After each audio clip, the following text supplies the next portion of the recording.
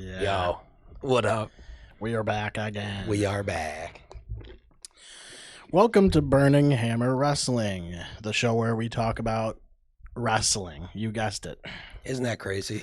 That is wild. The name goes along with, the theme.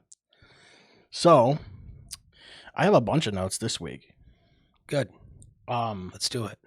I think the big thing this week was the Liv Morgan and Dom Mysterio. Oh yeah. Situation that was all over social media. That is so good, dude. Yeah. So good. I saw people there were people that don't even watch wrestling that were getting it in their feeds and shit. Oh yeah. It's kind of all over the place. It's you huge. Called the fuck out of that. I did. Yeah. By the way, because good. We did talk about that. And good. I don't care. I'm not I know my shit. No, I thought it was if they do that, idea. It's going to be wicked cool. Yeah. And it seems like they're going that way, and it's going to be wicked good. Yeah. And when Rhea comes back, it's going to be wild. Yeah. Yep. Sure is. No, but there's a new twist on it that I didn't anticipate though, which is, so I figured Liv would win the title off of Becky. I didn't know for sure, but obviously I didn't. But I had no idea. I was man, it'd be cool if they pulled the trigger on her because I thought she was ready. I was hoping that they would. Yes. Yeah, and it seems like they did, and it also seems like at the same time Becky's about to be gone for a long time. Yeah. Which I did not know that. And good. Maybe if I knew that her contract was going to expire, I'd probably. I didn't know that either. I just thought it was the right time. Yeah. But it's even cooler to see Becky get hey, go take a break. You've been carrying so much weight. Yeah. Good for her. I think it was the right move for a number of reasons. And now you also get this Judgment Day thing that's kind of happening. So good. Which is going to lead to probably Damian Priest breaking off from the Judgment Day. I think they're probably all going to split eventually. Yeah. Yeah, it's hard to say, man. I don't know. I don't know what they're going to do with it. I don't see that. I don't see it staying together. If you lose Dom and Damian Priest, I don't know. I don't. Then what is there? Right, because Rhea's going to have her own stuff to do. She's going to break off. Yeah. If they all break off, she for sure is going to. And it almost doesn't seem like it's necessary right now. No, but so I don't feel any which way about the Judgment Day splitting or staying together. I feel like they could either way. They've teased it a few times and then ended with them stronger than ever. Yeah, you know what I mean. So I don't know. I don't know if they'll pull the trigger on that. I just don't know. I feel like it's maybe not. It doesn't seem like the Judgment Day itself is necessary to the storyline that's being told. Yeah, I don't know. You might be right on that, but I feel like the thing I like the most about what they're doing with the Rhea Dom Liv thing, right? Because it made sense to have Liv get the title. She now has Rhea's title that Rhea had to relinquish from injury, right? Yep. So she's already got that. Yep. Now she's clearly going after Dom, but the twist that I didn't expect was that they play it off like Dom isn't interested. You know what I mean? Yeah. Now, we'll see. We'll see where that goes. But up to this point, he has not been on the prowl with Liv. She's been going after him, and he's just been I don't know what the fuck to do. I love that. So much fun. It's genius because then when Rhea comes back, he can go, I'm not doing anything. She kissed me. Look at me. Watch the footage. I'm not kissing her back. And I'm get away. What the fuck are you doing? Because he is. It's so good, dude. It's so good. And Liv is doing a really good job with it too. Man, it's that's the best stuff she's ever done. This whole run up, the revenge tour. When she first started that, everyone was like, this is lame. Wrong. She's on fire right now. Yep. And it's going to be so good when Rhea comes back. That's going to be a great feud. Yeah. And it's going to be so much funnier because of just Dom being anywhere in the mix. He's just in the mix is weird. Like, when's the last time he had a match? He's been injured. He has like a shoulder injury or something. Oh, does he? Yeah. And he was working hurt for a while, and yeah. Yeah, because it's like he's been wearing the arm thing. He's wearing the arm. Oh thing. yeah, and just true. Coming out and trying to fuck over Liv, and then ends up like that, like Hell in the Cell, or not Hell in the Cell, the cage match with Becky on Raw a couple weeks ago. Yeah. He comes out and it's all spun, so it's like he's trying to screw over Liv because she's the enemy of Rhea, right? But somehow some circumstance goes down where he ends up getting bumped into the door and swings it into Becky and causes her to lose. And then he's just like, what the? In some way that happened. Yeah. And then... It was Braun Strowman, right? Was chasing Judgment Day around the ring or something and bumped into him or something. Yeah, like what is that all about? So good. Like Braun Strowman just like has been showing up like randomly. I love it. He's just like, I'm gonna do this right now. When R-Truth and The Miz were feuding with, or they were like having the tag match. I think it was with Judgment Day, wasn't it? They were having the tag match against them for the titles, for R-Truth and Miz's titles. And Miz was like, dude, what are we going to do to even the odds? Like, they're going to try to screw us. Yeah. And he's like, oh, I talked to a friend. I talked to Andre the Giant.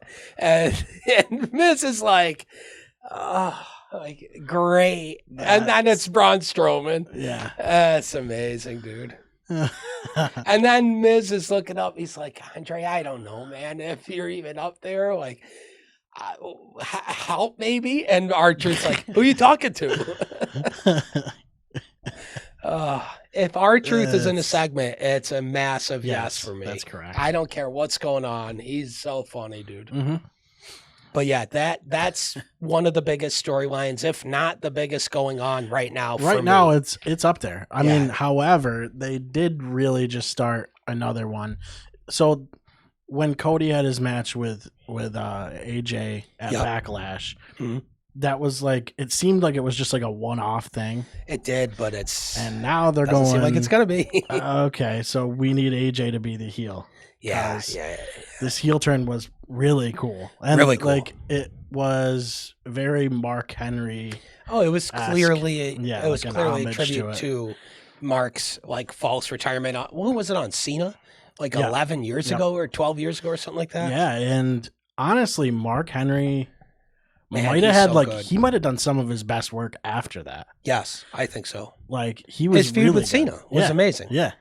And that retirement was so well done by Mark. Yeah. It was, everybody believed it. And there were people in the audience crying and stuff. Yeah, and I'm watching the AJ one, and I'm, because like they were teasing it a little bit. Yeah. Coming, just with the way they were talking backstage and things like that. Yep. And then, he comes out and he talks about the Backlash match being like, he's like, I would be comfortable with that being my last match and everything. And it was a sick match. Oh, okay. Yeah. Like, maybe he is. And then, like, the further along that promo goes, the more I'm like, something ain't right here. Like, he's fucking, something's going on. He's full of Mark Henry, bro. Yeah. When I was watching it, I was like, he's in a suit? Yeah. AJ? Like, this is a Mark Henry. But it was so perfect. Yeah. It was so good, dude. And then, I mean, the Styles Clash off of the stairs was kind of That was gnarly. Yeah, that's risky. That's a sketchy move. And it does look like they're going to be putting him back with the Gallows and Anderson, which is just such a great team. That's Bullet Club. Yeah, why not? Yeah. Why not? See, if they ever split Judgment Day, I would love to see Finn team up with AJ and those guys and be like a real Bullet Club option. Or like version, I guess, because they couldn't call it the Bullet Club, but everybody knows they're the OG Bullet Club. You know. And wasn't Tama Tonga in it too? Yes. Yeah. Yes. Well, he's in the bloodline. I mean, there was a lot of guys that were. Yeah, I mean, Cody over time. Point. Yeah, Kenny, the Young Bucks. Yeah. I went through my Google Drive the other day. I was trying to like clean it out and shit, and I found like the. What was it? It was at the ice rink here. Chris Foley, and it was the Young Bucks, and there was also that same event was, I believe, Rhino and Joe Gacy in a match. Who he's in NXT now. Yeah. And yeah, I was thinking about grabbing those clips and just like mash them together, just put it on the fucking page. Like, who cares? Yeah, who cares? And be like, here's some cool footage. Dude, so that was at the hockey rink that's out by the fort, right? Mm-hmm. I saw a show there as well, and it had who's that local guy who's really good, and he's done some like jobber work for WWE. I wish I could remember his name. I didn't know we were going to talk about this, or I would have. I know Steve McKenzie. Well, there's Studley Steve. Yeah, he's good. Does work around here. Yep. And Jay Freddy. That'd be cool to get him in here. That'd be sweet. It would be cool. Yeah, it would be cool. And I'm sure he'd do it. Yeah, Steve's a great guy. Yeah, great guy. And a good wrestler. There was someone else too that was, I believe, like in TNA at the time that I saw here. That was the main event of the show. Like the guy, I can't think of his name right now. I wish I could. I can see his face. I can see his face. And he had a main event against Austin Aries, and Austin Aries got like super caught. And Austin Aries, what was he doing? What did he? He was in NXT for a while, and he was good. And then he left NXT and went to TNA, and had a ton of problems backstage. Supposedly, yeah, there was something going on. He was good. Yeah, he was pretty. He was damn good. Yeah. Yep, he was just too small for his gimmick, which is a bummer. I hate even saying that, but he was just like a shorter guy who wanted to work like he was Stone Cold Steve Austin. Yeah, and I was like, but you're 5'7", man. Yeah, so good luck. Yeah, I don't know. It's weird. I liked him. I thought he was sick. Yeah. Some of these local shows were kind of like, you look back at him, you're like, oh shit, like, oh yeah, dude. For being in Oswego, like Kevin at the Owens, Armory. Kevin Owens was in. He had a title. Yeah, like not even 2 years later. Oh yeah, we saw him at the Armory in Oswego, like downtown, as Kevin Steen with like Matt Hardy and a bunch of other people. Yep. And within 2 years from that, he already went to NXT, the Red Raw title. Yeah. I remember 2 years from clearly. seeing him at the Armory. Yeah. He had already joined NXT, became NXT champion, moved to the main roster, and was the Raw champion. Just, because he was too good. Yeah. And it was obvious. When we saw him at the Armory, we already knew who he was, and he was only an indie guy. And we're like, this is the guy. Yep. Yeah, he was like, he was already being talked about. Yeah. So was Sammy. Local scene. Yeah. Well, Sammy was already in NXT by the time that event happened. But prior, Solomon Crow, right? Solomon Crow. Sammy Callahan. Oh, Sammy Callahan. Yeah. What about him? He was around too, wasn't he? Yeah, he was at that event. Yeah, I was going to say. Yep. He was good. Solomon Crow was a thing for a little while. That was NXT, right? Yeah. Yeah, that was cool. He was good, man. He wasn't bad, yeah. Yeah, Callahan was good. Yeah, I don't know. It's weird, like, because I'll go through and see if I can find even more footage, but I know that that one specifically with Rhino was on there, and the Young Bucks. Mm-hmm. Oh yeah.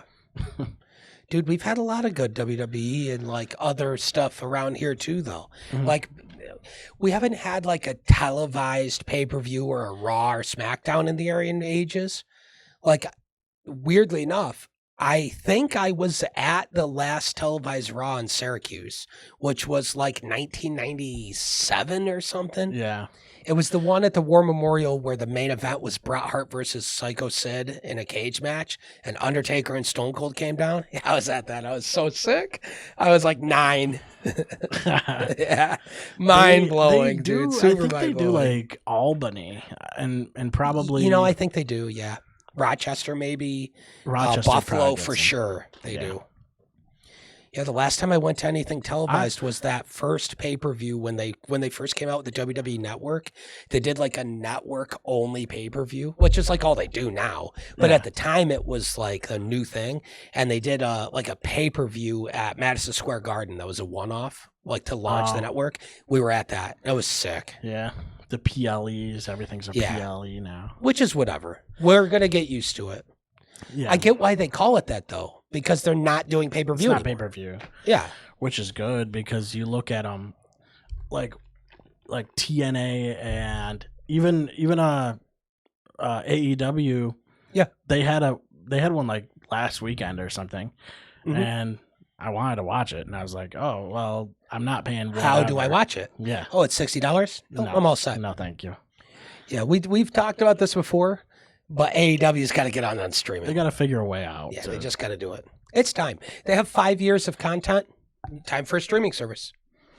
Maybe not their own, but a deal with like an HBO Max or something, right? Or a Discovery Plus, because they're supposed to be doing the deal with Warner Bros. Discovery, right? Yeah. That's like what the idea is, that they're going to do that.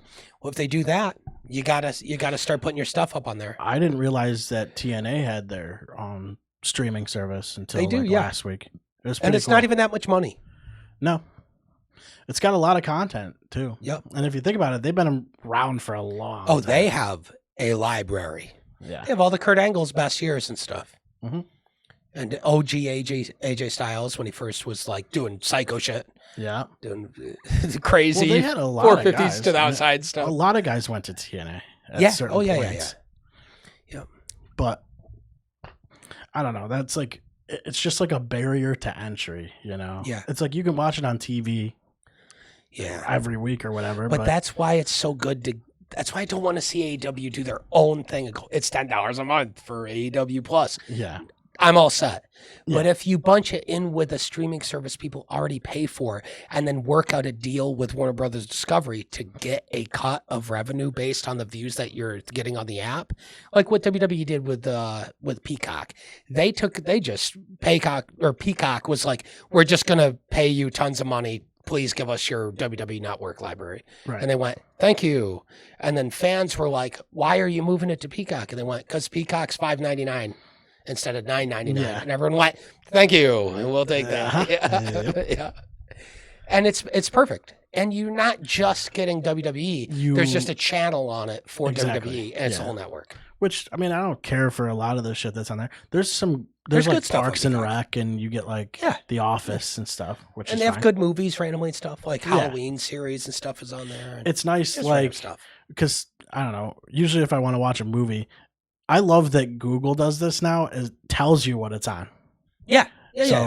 And that's super nice. Plus, you can like add the services you have, so it'll only show you like what you have, shit that you have. Yep, which is cool. I love that. But I think if AEW gets into streaming, I'm hoping that because they're trying to make a deal with Warner Bros. Discovery, that they'll just end up being a channel on Discovery Plus. Yeah, that'd be cool. Yeah, I would actually get Discovery Plus. If it allowed me to watch everything AEW, like they do a pay-per-view, they don't do it that way anymore. They do it through Discovery Plus the way WWE does through Peacock. But they have a deal right now. Well, so like they would have to wait for their TV contract to expire. Yeah, that's what they're trying to renew, right? As their TV rights. And if then you'd be able to do it because all of your content would go to it. Yeah. But right now, the only thing that they'd really have is their live events, their big events, pay-per-views. Yeah, but the move just is stop doing pay-per-views and start doing premium live events the way WWE does. Sign the deal with Warner Bros. Discovery for all your TV rights, and then on Discovery Plus, you can have all your weekly shows, and then when you have pay-per-views, just still do them live on Discovery Plus. Right. Yeah. Apparently they have good pay-per-views. So from what I've seen, that's the best stuff they do is their pay-per-views. Yeah. Their pay-per-views always over-deliver, and then their TV shows usually under-deliver a little bit. But the matches and the stuff that goes down at the pay-per-views is always insanity. Yeah. Yep. They're a little extreme with... It's almost like they're... So I was thinking about that. This is another note I had. actually somewhere. Yeah, dude. I mean, you have notes. I want to go through them for sure. Okay, so AEW uses a lot of props. They use It's a bit excessive. They use a lot of weapons, and it's almost ECW like type of shit. But which maybe that's what they're going for. I don't know. Yeah. But I was thinking this the other day is that I like, and I also don't like that WWE doesn't do more like gimmick matches. You know what I mean? They don't do stipulation matches as much. Not as much. And then when they do, they try to make a big deal. Like when Becky just had the cage match with Liv. Yeah. It was like, oh, shit. Yeah. And that's on a Raw. Yeah. So it's like on one hand, like I want to see them, but also like if you do them too much, it dilutes it. It makes them not matter as much. Yeah. Yeah. You can't have a Hell in the Cell every single pay-per-view. Yeah. You got to save it for when you're really deep into a story. Like but WWE very seldom does it now. Yeah. It's really seldom. Yeah. Like even like Falls Count Anywhere or like Iron Man matches. Like what happened to that? I think is cool that on the week-to-week basis, you're getting a lot of regular matches, you know? And then when they do throw you something different, even just a no DQ, you're like, oh, shit. It makes it matter more. It does. And then it really makes it matter when you get, say, like this AJ Styles Cody feud, right? Mm-hmm. They already had the one match of Backlash, which was incredible. And they just went so hard with that. Dude, AJ did a burning hammer. That's like the coolest finisher of all time. It's the namesake. Like, and I love that. Yeah. It's so cool. But then they're clearly setting up for a number 2, right? Chances are they're going to go for 3. And I know Triple H, and I know the way he likes to do this stuff. Well, I don't know personally, obviously, but from watching him forever, I get the impression that he really likes to do regular match 1, second match, a little bit more intense, which he doesn't even have to do a stipulation for this time. They might go no holds barred or something, you know what I mean? But the third match is going to be like a ladder match or a Hell in a Cell or a cage match or something. They're going to do something crazy. Right. No, that'll be your street fight or something, you know? Yeah. Yeah, because that's how you blow off a trilogy. That's what they did with Rollins when Cody first came in. The trilogy, the final one, was the Torn Pack Hell in the Cell. Yeah. Well, they had Triple H and The Undertaker. Yeah. That also blew off. Yeah. The end of an era match is incredible, dude. Oh, yeah. But that was a Hell in a Cell with a guest ref. Yeah, it's just like something I was thinking about because I wonder if like I just feel like AEW overdoes that. Yeah, everything's a stipulation. Not everything, but a lot more. It seems like everything. A lot more. And some of the stuff they do is too on the nose WCW when it was Tal crashing. Like with Chris Jericho versus Orange Cassidy, and they do this fucking orange juice bath match or whatever. It's like, you gotta not do that. If you do that, and then a neutral audience and a bias against you audience is going, you're just WCW. You don't get to argue that you're not. If you're doing orange juice matches, it's off the table. Orange juice matches. You're WCW. Wild. Yeah, that is. That's no better than Judy Bagwell on a pole to me. Yeah. It's like you got 2 guys that can wrestle. One of them's Jericho, and there's an orange juice. As if he can't carry a match already. Yeah, give him a fucking broomstick. Don't need anything freshly squeezed at all. No, it doesn't make any sense. It doesn't make any sense. And it's not to just shit on AEW, but like those are the reasons why people keep for years going, they're just WCW again. That's must-see TV, that shit is. Yeah. That fucking orange match. But then they have Kenny Omega just have a match with anybody, and you're in tears because he's so good. Yeah. I mean, not tears, but he's so good, you know? He really is. Yep. So's Daniel Bryan. Yeah, like, I was thinking about Dolph Ziggler earlier, too. Because he's in TNA now. Yeah, and Good he's spot like a for big him. deal there Yeah. too. And he should be. Which is another thing that we should be talking about is the WWE TNA That stuff is going cool. on. Yeah. Is wicked cool. Mm-hmm. Jordan Grace is amazing and was awesome in the Royal Rumble. It's about time they start doing this kind of stuff. Yeah, why not? Triple H was, I mean, he was the guy during the Attitude Era when DX went to the WCW arena, and he's talking to off camera to Nash and Hall, being like, dude, it's on, let's do this. This is going to be crazy. And Vince and Bischoff are going, nope. Actually, I think Bischoff went on record saying, he's like, open it. Yeah. But Vince was like, no, we can't do that. Yep. And I think Like, that why? it helps both brands. Yeah, it helps both brands. Who cares who wins? Fuck wins. Yeah, it's The not crowd's what's head would explode if you showed them that. You win. That's who Could wins. you imagine on WWE television and on Nitro at the same time? So it doesn't matter who's watching what. They're both getting all these views. And DX rolls into the WCW arena and gets in the ring and faces off with NWO at the time. Mm-hmm. Like, are you kidding me? That would have been so ridiculous, dude. So ridiculous. Yeah. Well, we never got that until Nope. the Sting match, Yeah. which was way too late. Dude, it was dog shit. The Sting Triple H Yeah. WrestleMania, In broad daylight. which that's also. I'm not a big fan of like the open air stadium. Me for neither. WrestleMania. No, not at and I all. was watching Bray Wyatt and Cena. No, The Undertaker. I think it was The Undertaker. Yeah. Bray Wyatt, Undertaker. And that was open air too. And it's like Bray Wyatt and The Undertaker. How do you do Undertaker in an open air during They day? both need Ever? dark. That's the whole thing. Yeah. I can't stand that. I just can't. I can't stand anytime they had. for the. Yeah, for I the know. money.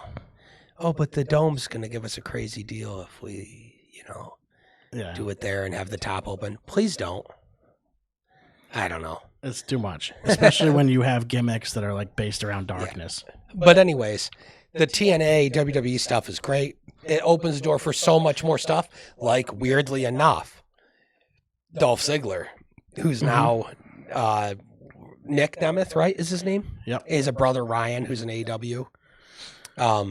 But as Nick Nemeth, he's like a main event superstar guy in TNA. It helps both brands, in my opinion. Absolutely does.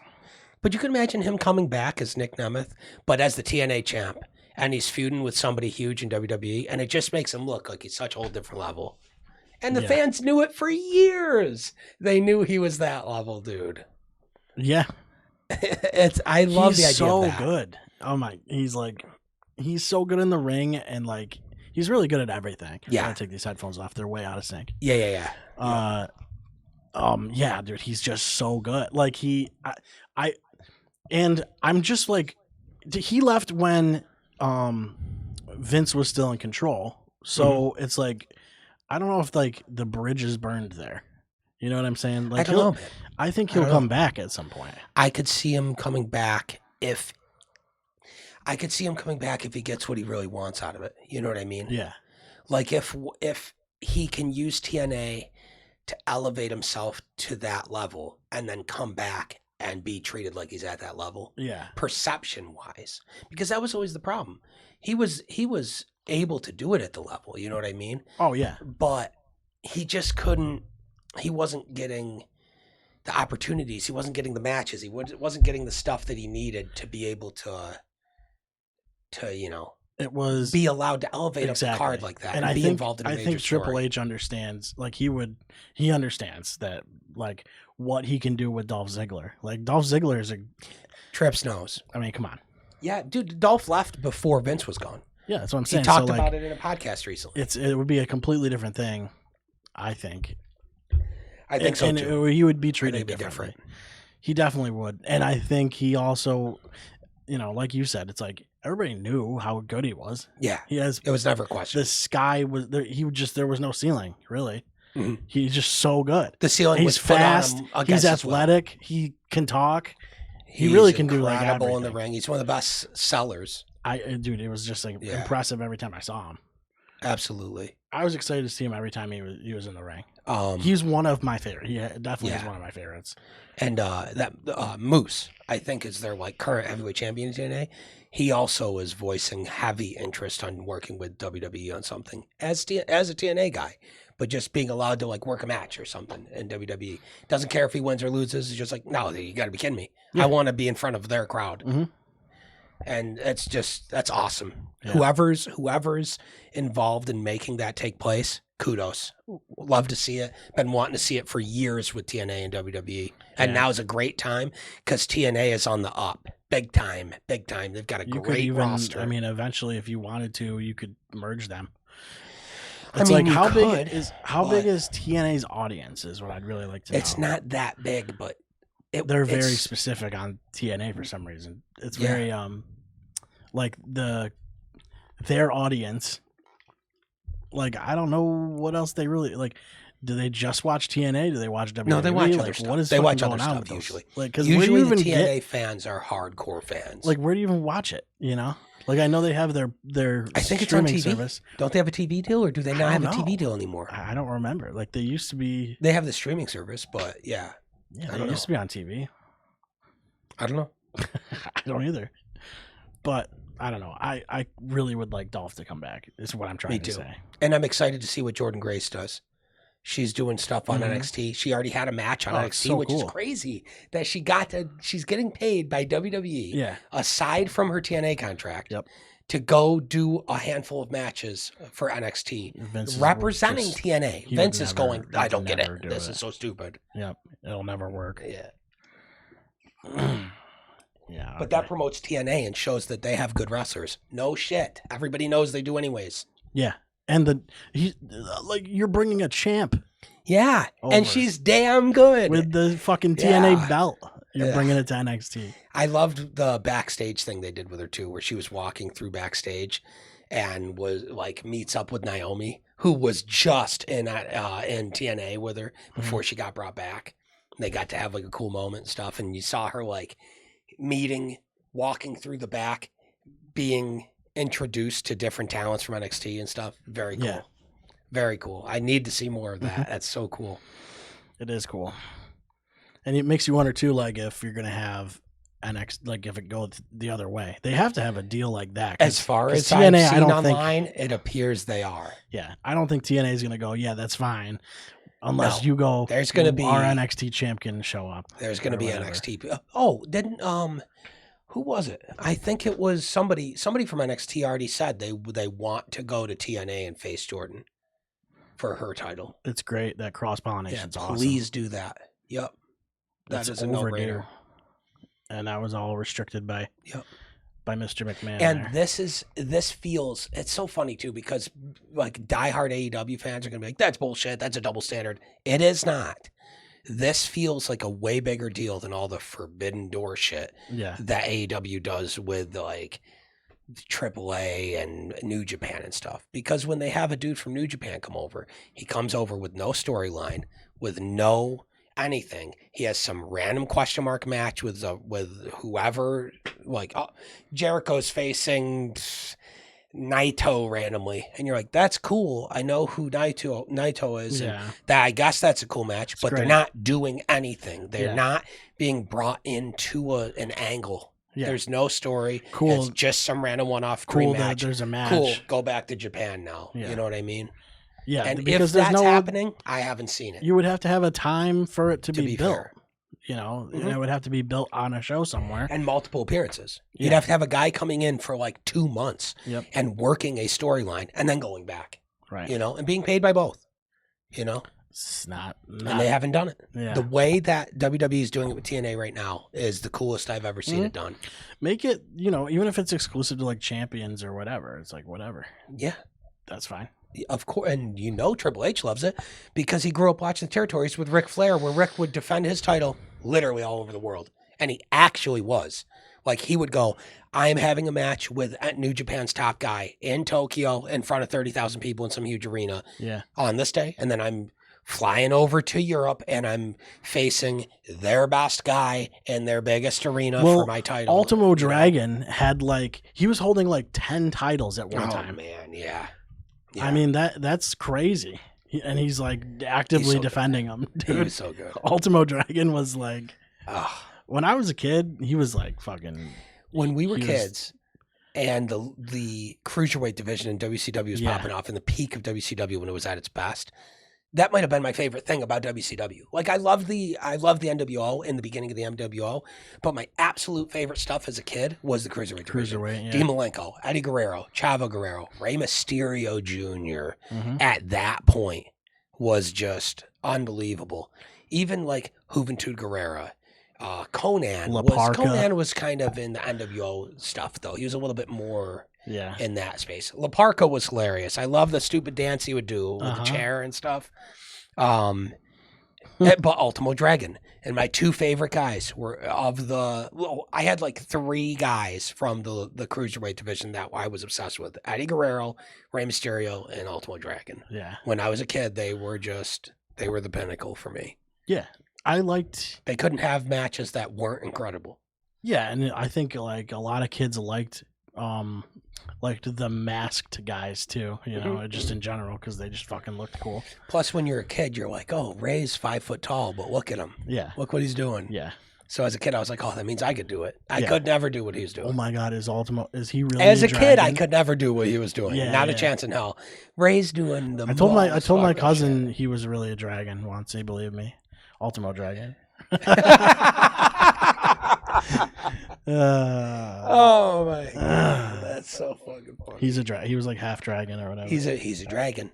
He's a real dragon. I mean, just look at him, dude. Come on. Your cousin's 7. He's just I believe it.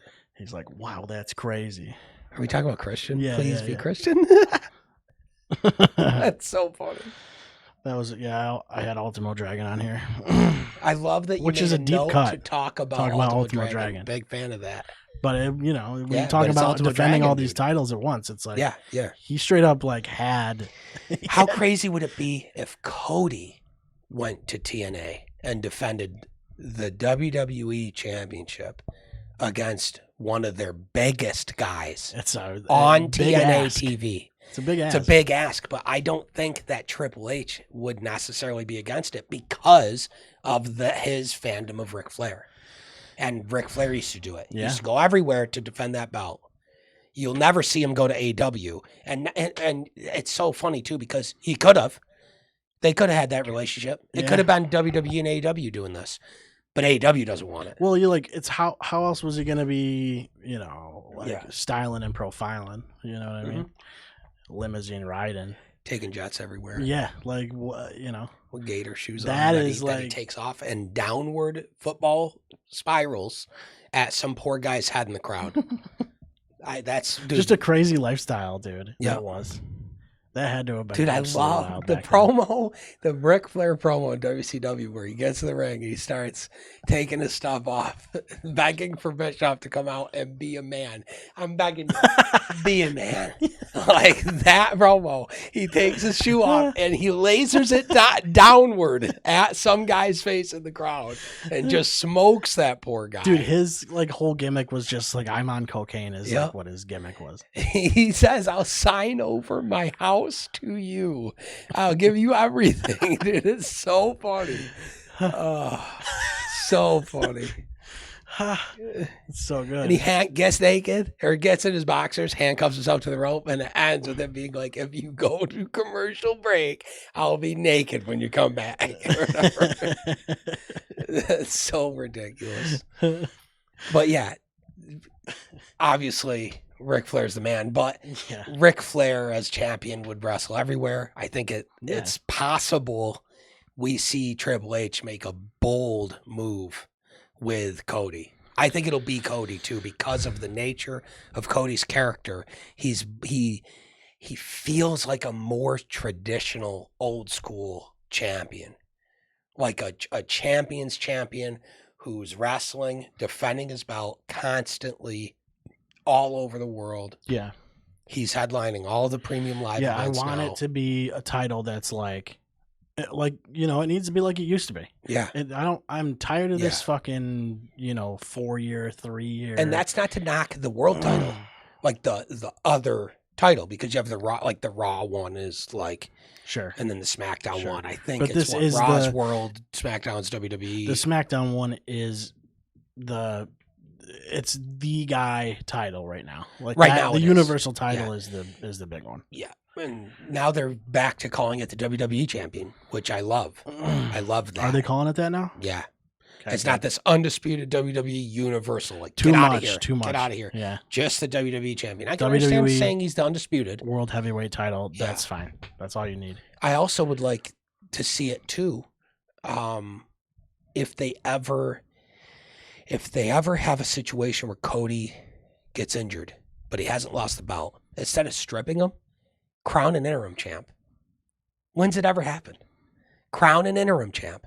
And it's had to have happened before. In some territory, and it's never happened. I'm just not. I don't think it's ever happened. It's had to have happened. It reminds me of like when Shawn Michaels was the Intercontinental Champion back in the 90s, and then he like left for some reason. I think he got injured. He left, or something happened, and then Razor was the champ, and then Shawn came back.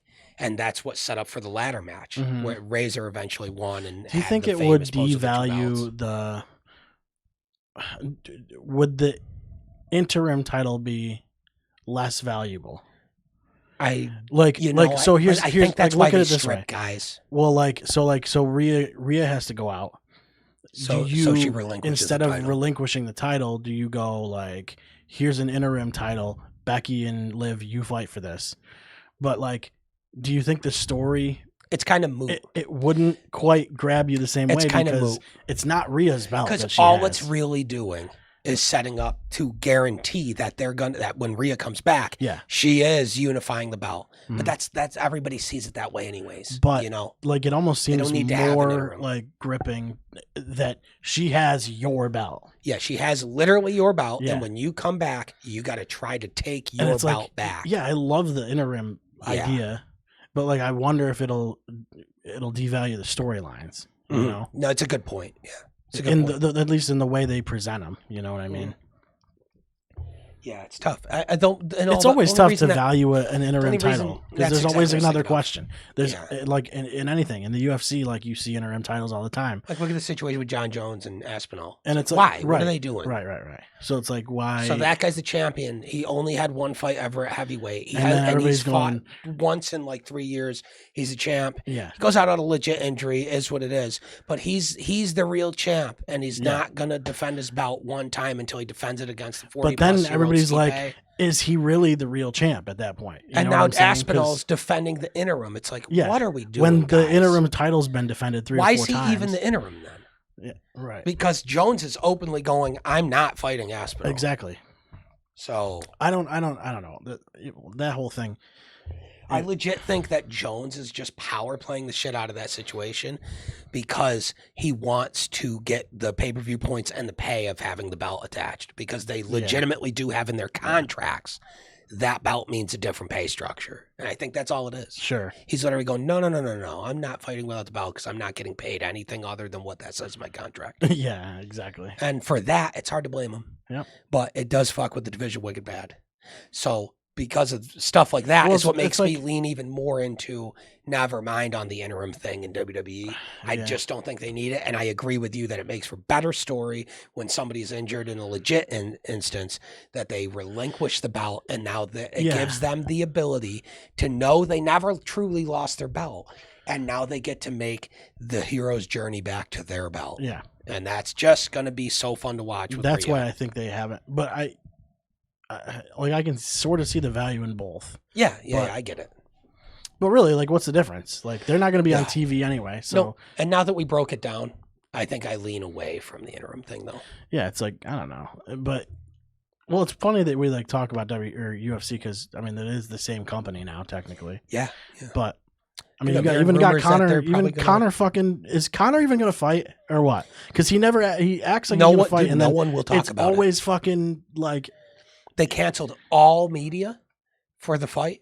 and no one's willing to say a word about what's going on behind the scenes. It's just all this shit is so stupid. People think that Connor's in legal trouble or that he got caught, he tested positive or whatever. It's no one fucking actually dumb. knows, and no one will say anything. It's people aren't even watching UFC as much anymore. Like it's become, dying out because it's getting annoying how Dana runs. You're getting more of those guys watching wrestling. Yeah, that's because crazy. the wrestling's entertaining. Well, yeah, and the guys don't go, no, I'm not going to do that, and I'm not going to fight. Nope. Unless you're Roman Reigns, you don't have to. You know what I mean? But even Roman's the ultimate team player. Look what he did for Cody. Yeah. You can't not understate. Yeah. Or you can't overstate what Roman's role is in that. I watched, so there's a promo with Cena that he had once, and right before one of his matches, he was like, it was like a contract signing. Mm-hmm. Cena comes out and just destroys him on the mic. Like Roman looked lost, like deer in a headlight, fucking, and literally he paused like for a couple seconds, and Cena goes, "It's called a promo, kid." He's like, "If you're gonna be the guy or whatever, you gotta learn to do them." And he's like, dude, he completely destroyed him. And then from that point on, it felt like Roman like switched gears. Yeah, he finally had the feel of like, I get it now. Yeah. I got to make a change. The funny thing too was like Roman. Now he's one of the best in the world. He was like making fun of Cena for being like a part timer, and then Roman becomes like a part timer. I think it's the nature of that position. You just have to be that almost. If you're a real human. That's my point though. Is I hope it's not that way anymore. That's what I want it to not be. I know, but it's like.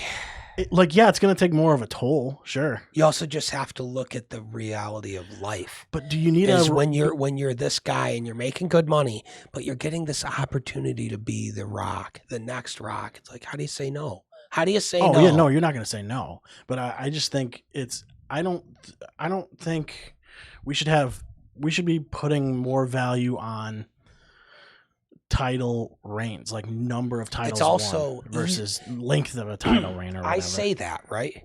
Yeah. Like Cena, here's the thing. Cena, he wants to do Hollywood.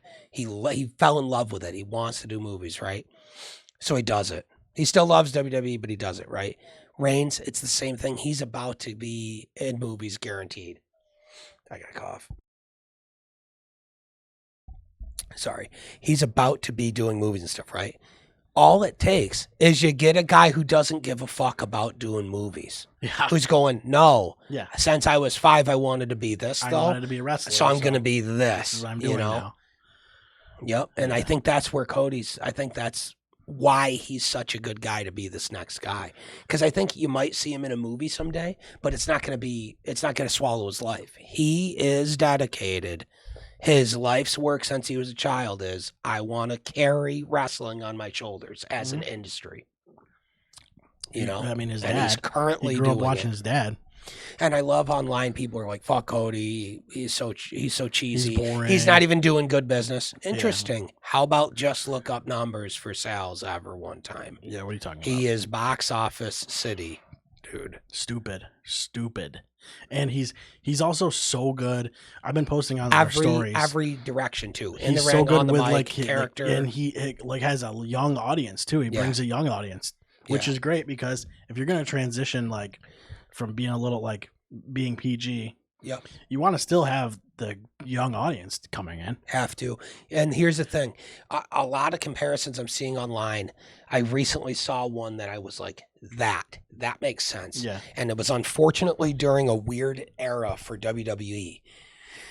But after Hogan, the guy, right? A lot of people skip over. They skip over 2 guys, right? Because at one point the guy was Shawn Michaels. But our memories of Shawn Michaels when he was the carrier of the company was he was very disgruntled and he had it for a very short time. Well, you had Bret Hart. Well, that's the guy, is Bret Hart. Yeah. After Hogan, the guy was Bret. Yeah. And he was over with the kids, but he was over with the adults too because he was the workers' champion. He was the guy who defended against all comers and was impeccable in the ring. He was great and believable on the mic, simple on the mic, but very believable. I say simple in that, not like he was like dumb, but his promos were all just laser focused on like, we're going to have a match. We're going to get in the ring and you're going to see where you measure up against the excellence of execution. Yeah. Like those type of promos will always work. You know what I mean? So he was just like a champion's champion that everybody loved and all the wrestlers respected the fuck out of him. Cody is like that guy right now. He's like your Bret Hart champion, but with the box office appeal of guys like Hogan and Austin and Rock and Cena and stuff. And that's, I don't know if we've ever seen it. What Cody's doing right now is wild. Well, you know, it's like you're always going to get the fucking contrarian wrestling fans. They're just everywhere. They were there for all the guys. And it's like even with everything. They're like, this Liv Morgan angle's fucking stupid. Yeah. Cody's boring champion. It's like, guys, you know, like, what are we doing here? This is not, it is what it is. Everybody's, you're always going to have those guys. Watch the fucking show. Like, watch it happen. If you don't want to watch it, don't watch it. And bitch, but people want to watch Tajiri's not champ or some stupid shit, whatever. Yeah, you know what I mean? There's a reason people are watching it, dude. You know? There's a reason they're not turning their TVs on at 8 p.m. on a Monday because they fucking don't want to watch it. They're turning it on because they want to see Cody Rhodes and Liv Morgan. It's like the weird stuff going on with the WNBA right now. The WNBA is entering what a lot of people are calling its first golden age with Caitlin Clark coming in, right? They've got a bunch of new rookies that are good. They've got veterans that are good too. But Caitlin Clark is coming in, and she is the only box office they've possibly ever had. Yeah. It's not an opinion. It's a definable fact, whether anybody likes it or not. Like, she's only had, 10 games or something in her pro season right now. And every single game has 17,000 tickets sold at arenas. And she's got a $20 million Nike deal or some shit, right? People that are on Guess why, you know? It's like all these other people are trying to be like, the league needs to be getting equal treatment. She's not the only star. She actually literally is, though. And it's not a knock on anybody. Just name another one. It's just numbers. It's only numbers. And that's what I don't say that to be, rude to any great WNBA player. It's nothing like that. It's just a good example of something popping off, and the numbers are definable by this one person being the common occurrence. Well, just think about the fact that I couldn't have named a WNBA player until I heard about this girl that's coming up now. Caitlin Clark, yeah. But that's the and whole she's thing. Giving exposure to all the other women now. Right. Every time she plays a game with somebody and the other team has players that are nasty, people are starting to learn their names. Mm-hmm. She's giving the whole league exposure, and that's good. Right. So that's exactly what's happening. Yep. Cody Rhodes comes in, they know it's the natural draw, the natural draw. He's bringing an audience with him. He's bringing more eyes to the company. Definable box office numbers that are attributed to him. When you are a publicly traded company, basically, you're not going like, oh, we're not going to put the belt on this guy, or we're going to fucking have him drop it to some guy. No, you're going, this guy's holding the gold. I don't know. It's not rocket science here. People, it's like these wrestling fans, man. It's like the internet wrestling community is bad, dude. They're so clueless. It's never been worse. Yeah, it's never been just clueless. It's crazy. It's almost like they haven't been watching wrestling. How do you even have any of these opinions that these people have? Because they learned what wrestling was from guys like Dave Meltzer, whose but the fucking thing is the most obscure, what works and what do actual average crowds like. We hate that. That's all also trash. You have that, and then you also have you expand comments, and it'll be like some shit Dave Meltzer said, but then the rest of the comments are like them roasting Dave Meltzer, but also like somehow on the next post everybody agrees with the shit that he was just saying. Yeah, and he's just you guys so far off. Dude. It's so stupid. I saw something so dumb. Eric Bischoff's podcast. He just started a new one called Wise Choices, which is hilarious. I love it. It's very funny. I didn't know that. And I don't agree with every single thing that Bischoff says. No, he gets a little wild sometimes. But I like a lot of stuff he says, and I respect his opinion because he actually was in the fucking industry. And he's the only guy ever who ran a company that legitimately was out businessing WWE. That is not up for debate. He's a good on-screen character, He was, too, yeah. Even when he came to WWE and he was GM. Yeah, I enjoyed a lot of the shit he did. But on his podcast, his tech guy was talking to him about a post somebody posted recently. I can't remember who it was. I think it was just a fan of a show. But they mentioned that Dave Meltzer gave Sasha Banks versus Willow Nightingale, which was an okay match. It was whatever. It wasn't some super memorable masterpiece match. It was fine. It was whatever, right? But he gave that match a better star rating as a match than like Rock and Austin at WrestleMania 17, Rock and Bret Hart at WrestleMania 13. Like all these, are you kidding me? Most memorable, like Undertaker versus Shawn Michaels at WrestleMania 25. And it's like, oh yeah, okay. So Sasha Banks versus Willow Nightingale, huh? That's one of the greatest matches ever, is it? It is? Interesting. Okay, dude. So when Meltzer's doing stuff like that, who is he though? He's never worked in the business for really? one day. Like who is he? He's just that's the biggest thing for talking me. To a massive audience, which we don't have, but it's us talking to the 25 audience, people who are telling listening them we know behind the scenes stuff and we don't. Yeah, exactly. You know, that's what he does. And that's the difference. Well, but there's a whole subsect of the internet wrestling community that wants to believe the stuff he says is true because it's what they would want. And I to don't be get real. it. I don't get it It's because it seems like he's honestly just like pro AEW and anti WWE. It's with not everything even close he posts. to being up for debate. Yeah, it's so stupid, man. And like his posts are just absolute trash. I don't think I've agreed with anything he's ever said. No, I really don't. And a lot of the stuff he said just gets swept under the rug after the fact, but it gets confirmed fake. Yeah, a month later. Yeah, everything goes the opposite. I'm just glad we're not that, and we're just talking as fans versus. I'm just a fan who's been watching it for a million years since I was a little kid. We're not critics. Nope. You know what I mean? I like to watch and learn as much as I can about the business from guys that were in it by listening to them talk and break down things from within the business. And I'll give a match a star rating if you want. But that's who from cares? a fan perspective. It's not from an expert analysis perspective like Dave Meltzer thinks he is. Yep.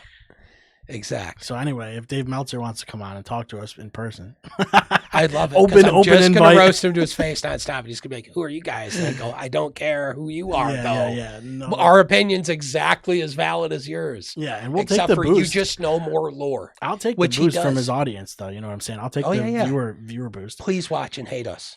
Yeah. I don't care. No, like I want and hate what we have to say because I'm willing to acknowledge that WWE is killing right now. Exactly. Please, and hate I our want show 3,500 comments on this video. Comment all over a spam comment every video we post with how dumb we are and how wrong we are about WWE. Put everything we're saying in quotes. Yeah, we're trash. Because I'm begging you, please comment and let us know how shitty we are. But that's the thing is, like, even if we nailed everything perfectly, like what the majority you're just thinks, gonna get it's still going to be that way. Yeah. You know, so and I welcome it. Please. But no one comments on things unless they're pissed. You know what I mean? Yeah. No one really comments on shit and goes, "Cool guys, thumbs up." No, fun episode. Some will. You'll get 10% that will, and the other 90 is people that are. But just it's like, always you guys. What have you been watching? Yeah. And, I don't know. The same, evidently not the same thing as you, but it has been. Yeah. We just have a different opinion. You know. Yep. But that's the thing. Some stuff just isn't opinion, and that's what the whole thing I was getting at. It's like you can feel however you want. You can think Cody's trash. You actually don't get to say that he's not an industry carrying champion because he literally definably is on from a statistics point of view. It's not debatable. It's not debatable. The numbers absolutely demand an objective fact. Yep, and objective that's it. fact. Yep. And that's all I'm saying with the Cody stuff is he just is a new era of being the guy, and we didn't know who that was going to be until he came back. It was obvious. Right. Oh, they got the guy, you know? They did. They definitely have the guy right now. The guy, yep. It's like, on one hand, it's like, I want him to just have the belt. But, like, also, it's more compelling when they drop the belt more. He's going to drop it. He is going to. You're going to see him drop it a AJ bunch Styles and get it back. it might end up being a champion. And I don't know how soon, but, within this, And if like, he does, then say you'll see Cody say go you after have it. Cody lose the first match or whatever, or win the first match. Maybe you have AJ win the belt, and now your roles are reversed. They're both And still they at have the a same trilogy, spot. so Cody goes and gets it back. Yeah, they're still at the same spot. They're still at the Yep. the top of the the main event picture. Yep. That's how Flair got 17 championships, because he Right, lost it right, 17 times. Right, exactly. Exactly. And it That's works. what I'm saying, and that's a record that's not going to be broken, I don't think. Unless, maybe Orton. How many titles does Orton have? Yeah, that's what I was thinking. I think Orton's got 14. Cena's got 16. 16. He's the Cena was closest. close. I think that's why they never gave him the belt again. I think so too, because they didn't want to take away Rick's record from him. I think that's exactly why. But if anybody deserved it, Yeah. Cena. You can't argue with John Cena. Like, dude, I mean, like I said, that promo I was just watching today. Yeah. He fucking just absolutely, like, on the mic, everything just comes right off the tongue. He's not even thinking about it. No, he's one of the best on the mic, literally ever. He really is. Yep. I've been saying it for I really a wish million years. I want fucking Thugonomics Cena to come back. Dude, this one fly I don't know if I do. keeps like flying. I know, I saw it. Oh my god. Cena's a really good example of how the internet community works too, though, because people would always shit on Cena so bad. Of course. Until he's gone. Mhm. Now all of a sudden he's super in demand, and people are gonna go nuts when he shows up again. Same with Roman. Roman was super divisive. He leaves. Now everybody's begging for him to come back. Yeah. Because of the bloodline stuff. Well, the bloodline storyline. That's going to be amazing. I can't wait. Can't wait to see when Roman comes back. Yeah, they've done really well with that. I can't wait for that. Man, Paul Heyman, Paul Heyman is another reason that Roman got so big, because like he was struggling on the mic, and there's no denying that. Will get you nasty on the mic. But Heyman was like, all right, well, yeah, I ain't let's doing anything. change that. Brock ain't here. Yeah. Oh yeah. Turned that around real quick. Chad Gable's so Oh. good. He's been so good the last few weeks as a heel. Big dude. time. Just so good. He needed this bad. Dude, me and our buddy Mark Slazo, he watches, and he was talking to me a bunch about how much he loves Gable. He's like, dude, that guy's the next Angle. He's awesome. He's that good in the ring. Yeah. And he just needs a shift personality-wise to give him that last step to where he's a believable main eventer guy. This is it. People were chanting, "You suck." It's perfect. It was It's like, perfect. I'm like, is Angle here? What's Dude, going on? Everything is he's so good. He's so good as a heel right now. I'm honestly like, I didn't know how it was gonna go, and I'm so He changed hyped fast, for it. and like Yup. it just fucking took off. So dude. good, dude. So I good. fucking love it. I love it. Yeah. Because like he was good already, Yes. but like you fucking really, it comes out of him as a He heel. had that Angle thing though, where when he was a good guy, you were going, What do I grab onto? This guy needs to be a prick. You right, because you don't have. It's hard, like as the just like general wrestling guy. Yeah. It's hard to grab onto something as a babyface because there's nothing there. Like you're No. just kind of. It's tough. But like when you turn, and especially with like the Otis thing that he's doing, like all that shit. The manipulative It's leader perfect. It's very controlling. is amazing. Yeah, It's amazing. And he's killing it. it fits with that. perfect. I love that they did that. It's Yeah. perfect. And feuding for the Absolutely. Intercontinental title with Sammy is just perfect. Absolutely That's perfect. that's I would say it's probably it's number 2 on the storylines that I'm most interested in. Right Liv and now. Dom, I think that's number Chad 1. Gable, Yep. and then the bloodline stuff for me. Yeah. Yeah. Yep. Yep. And hopefully soon it'll be AJ and Cody. I would when say that starts to develop. the stories I'm the most focused on are like the Damian ones we Priest- just said, and then Damian Priest and Yeah. Drew McIntyre with CM Punk in the mix and That's all starting that to come stuff back. is amazing. That's always been amazing. So to me, that's just equal footing. Yeah. And then of course Cody and AJ is great too. Yeah. Anything Cody does, And I'm in. Damian's looking like he's really He's starting a to like super believable come champ. out of his shell more, and I love To that. me, I thought he really stepped up with the Bad Bunny feud. I think that's when Yeah. he really Yeah. showed I can handle the pressure of being a main eventer Yeah. and stuff. I Ever just think since with he's been on that climb, and then cashing in at Mania It was perfect. Yeah. And now he's like, you can see it. Like the way he holds the title, the way he presents himself, the way he talks. Oh, dude, he's so much better on the confident. mic. He's so confident.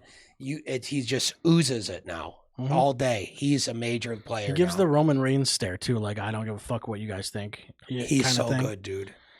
He's so good. I think Otis needs to make his move here soon. I think they're gonna. I know they're gonna. I feel like they're dragging that along. It's been like 6 weeks they've been dragging this along. I know, but I feel like with WWE, with Triple H in control, are they trying to find a spot where like it makes sense? He likes to not pull the trigger too early, and he likes to ride that line until right when he feels like it's almost too late, and then he goes. Right. He's had a really good sense of when to pull the trigger. But you right now is like, I feel like it's coming soon. It is. I think it's going to be the pay-per-view. At the point where like I think it's going to be at the pay-per-view coming up. People are starting to get frustrated with the next how Otis hasn't done anything. Next is the what is it? Clash at the Castle or something. Whatever. Okay, maybe they'll do it there in the Intercontinental title stuff going on. Otis will turn and cost. I think they're going to draw out the Wyatt 6 thing a little bit longer too. Yeah, but that's a really good example of what we were talking about with Triple H. The Wyatt 6 thing is like slow burn. People are going, why aren't they debuting yet? Give them time. You know what I think they should do is when Jey Uso is coming out, since he's got all the fireflies now, do that. Darken the fucking room, like during his entrance or after he gets in the ring or whatever. Have him debut there and feud with Jey Uso. That would be fucking great. Whoa. Because Jey Uso's floating around right now. Yeah. He's not really in a big feud. That would be, but he is a main eventer. Yeah. He's a main event level guy. This is a perfect spot for that. Yeah. And you've already got the building blocks there. You have him coming out and the Firefly stuff going on. Fireflies are out. While he's in the ring and they're out, you have Uncle Howdy come out and the crowd will go nuts. It would blow up. And come out and cut a nasty promo. Yeah. Being like, they're calling me. And I've arrived. And in these QR codes, it's almost talking to a person. Yeah. So I'm wondering if that's what it is. It's Jay. Yeah. I mean, I hope it is because with everything they've been doing, maybe it's deliberate. And they saw him getting the Firefly thing and went, "That's our guy." Yep, he's the target. Yeah. And because of the fact that he's also just floating around. Yeah. I think that's the move. I think so too. That's a good idea. I didn't think of that. It's a good idea, man. Yeah. Yeah, that'd be sick. I hope that's what happens, but because Jay deserves to be in like the picture of he's there. He deserves a major story. He's there and he keeps coming out. Yeah, and he's good. But I also think that Jay will inevitably end up in like the OG bloodline versus the new bloodline with Roman and Jimmy. I see that happening. Yeah, I see that happening. Oh yeah. Yeah. Yeah, the bloodline thing's gonna be awesome. Yeah, I think when Roman comes back, he's gonna be a completely different guy. Yeah, he's gonna be. Shield Roman. He's gonna be coming out as a mature Roman who's going, I was wrong. I burned it all down because of greed and my own head. I couldn't get it out of my head. I threw it all away for stupid shit, and I was abusive to my family. Do you think Roman wins the belt again? Maybe not off Cody. But maybe. I think he wins a belt again. Yeah. I'll say that. But I think that he doesn't need one ever again. After that reign, he's a certified first ballot Hall of Famer immediately. You could take him to Raw to feud with whoever comes out of this whole CM Punk, McIntyre I think what's definitely going to happen with him for the foreseeable future is he's going to be feuding with his own family. They're gonna be doing Solo and Tonga Loa and Tonga versus the Usos. I'm just thinking like down the line, like I'm wondering if like he has like a Mania match. I think he might retire young. He's made so much money and he carried the company for the last 5 years. He is young and he might be hungry to do more and just stay in the business. We don't know. I could see a like Triple H type of thing. Where like he comes back every couple of years, or like does a huge when it's big program, a big story, and then he's off for a while. And eventually ends up backstage in some huge role. Yeah. The backstage team Triple H has right now with Triple H, Paul Heyman, and William Regal as like he's got like his Pat Patterson guy. He's got everything going on. Shawn Michaels running on NXT with great trainers. They've got William Regal back. Triple H and William Regal have been so tied together since the beginning of Triple H's career. And William Regal is one of the most like trustworthy genius guys backstage. Dude, he's great. He's great. He's so level-headed He is too. Triple H's Pat Patterson guy who's just because Yep. I always heard stories of Vince looking to Patterson as his right-hand man that he could lean on when he's like, I don't know what the fuck to do. And Patterson, we go this way. Because, Pat Patterson was great with the talent too. Like he was so respected. Yes, and he would like help guys out. Like he was very personal and like knew these guys personally. And Regal does the same thing. Everybody loves him. Yep. I've never heard a bad thing about William Regal. No, everybody loves him and respects him so much. And same with Heyman. Braun Breaker's oh dude, that guy's gonna be a big deal. His singlet, dude, with the dog, it says dog, and then it says badass on the back, dude. That's the best singlet I've ever seen. He is incredible. He's gonna be a big deal. I've seen a lot of reports. They're saying they're trying to turn him into a megastar for the Netflix era. And I'm like, this is good. That works. They need it. Right now, they've got like a year to build them. Because when AJ and Cody that cools off, you got to have somebody come in here. And he's going to be the first chance. Unless Cody ever goes heel. Like when does that happen? Dude, I mean, maybe. Because Cody going heel would be sweet. It would. He'd be a great heel. He's been a great heel. Yeah. But like you want it to... Not yet, you know what I mean. You gotta let that be a couple of years here, I think. But yeah, I think you got more time as a. He's so in his element right now as a babyface. It's a totally different dynamic when you have your main guy as a heel versus a babyface. Yeah. So it's interesting now to see it go from a heel to a babyface. Yeah. That transition. And a lot of time, people always used to say that having a babyface champion doesn't work anymore. It hasn't worked since Hogan. Bullshit. And also everyone goes, who do they have that are heels that can feud with Cody? You don't need it to necessarily be a heel. You can do a Rock Austin story where you go, you've got the belt and I want it. I say this till I'm blue in the face. Yeah. That works. Kayfabe's so dead that like it doesn't matter now. Like you can be a heel and be a babyface. We must see. Like you can still be you're Bash basically a babyface. If Bash in Berlin is coming and it must be. Yeah. Gunther versus Cody for that bout at Bash in Berlin. It must take place. And I would love to see Gunther actually win it. And that be how Cody loses it. And then Cody feuds with him to get it back. Yeah, that would be great too. Yep. That is where you pull the trigger on that dude being a main event level guy. Yeah. Because he is unbelievable, dude. It's like if you're a big enough heel, like the crowd understands it now. So like 1,000%. You are, in a way, you're a babyface. Because the crowd likes you as a heel. Yeah, everybody loves Gunther. But they'll boo him because of the character. Yeah. But then cheer him when he does crazy shit. You deserve it. And then he goes, what I do and do not deserve is none of it. And then people are like, boo. But they're having fun. But they're like, yeah. At the same time. Yeah. I love awesome. It was so good. So good. Oh my God. What else do we got? I'm done. That's all my fucking perfect timing. We took like an hour. Perfect timing, yeah. Man, every time we do these, the hardest part about doing these is going on tangents, which we want to be free to do because we want this to be conversational and loose. But I feel like at least most of the time we can tie these back in. Yeah, we do always try when we're going on tangents to. It's because we're trying something we're actually talking about on topic is reminding us of something that's worth bringing up. You know what I mean? I have like, did you remember Doink? It's like, what the heck? Like, there's like a mental, like, as you're going, there's like a mental sidebar that you have, and you're like, I gotta hit that bullet point real quick. And sometime we probably will do episodes that are just called "Who Cares" episodes, like whatever we call them, where it's us just talking about, dude.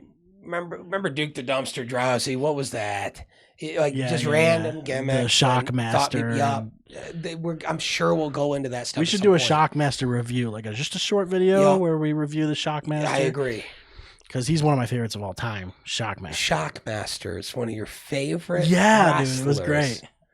That was great. Favorite wrestlers. I don't think he appeared at all. Shockmaster. Yeah, the when did he Shockmaster. have a match? I don't think he ever had a match. I don't think that's He what didn't have to. He had nothing to prove. It's like the gobbledygooker's like, you gotta be kidding me. Yeah.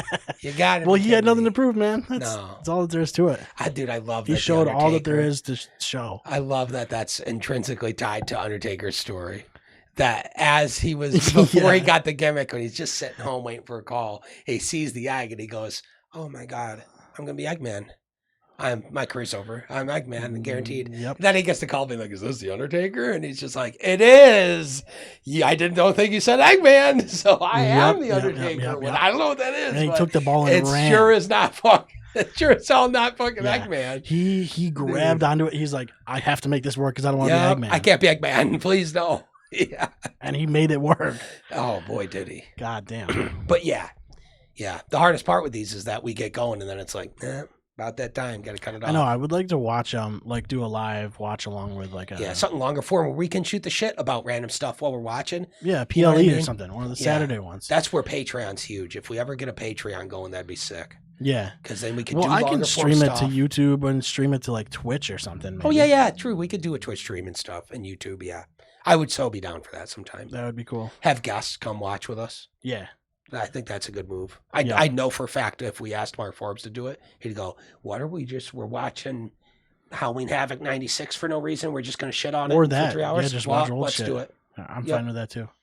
Yep, he would be so down. Oh man, it's like there's so much we have shit a ton of friends that do it. Yeah. I got a lot of stuff I want to do. I just don't. I know. And I mean, even last night I was like, I'm gonna do a Clear Shots Plays episode, and then I fucking was on the couch, and then I woke up at like 10:30 or something. And you're like, damn it, fuck! And then I went to fucking bed again. It's okay. We have so many ideas, and we'll get to them. But it's also, we've thus far with the podcast, we've been talking about current events and stuff. I love that. I have no problem with that. I think it's good to talk about what's relevant. Yeah.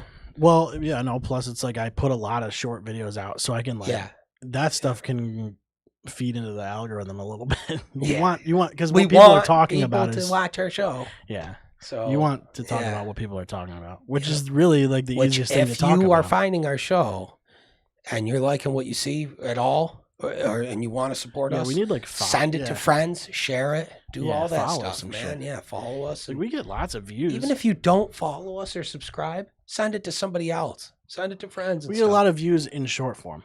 I think do. Podcasts are like harder to, if I'm going around and I like watch like short videos, like cool, I'll like it and follow to see like more of it. But like sometimes it's hard for me to commit to like if we're doing an hour and a half almost. Yeah, I get it. And that's why I don't mind doing the podcast, having them, and then put out the short stuff. Yeah. Because it's so much easier for people to digest 30 seconds. Yeah. And that's cool. That's fine. We got a bunch of 30 seconds every episode, Yeah, that's totally fine. So, yeah. All right. I love doing this, though. Yeah, I do. This is, I can't like this one. I have a lot some of the most fun I have because it's great because like I like having a topic to stay on. With our main show, we just fucking shoot the shit, which is like fun. Which is fun, but because with this, who the fuck knows what we're gonna talk about? But the pace is great, and we're on target, and our time is usually great. Yeah, and then there's a fly that keeps going around. That guy, fuck that guy. He does not deserve a push. All right, bro. Good shit. Great episode, as always. Thank you for watching, everybody. Yeah, appreciate you. Adios.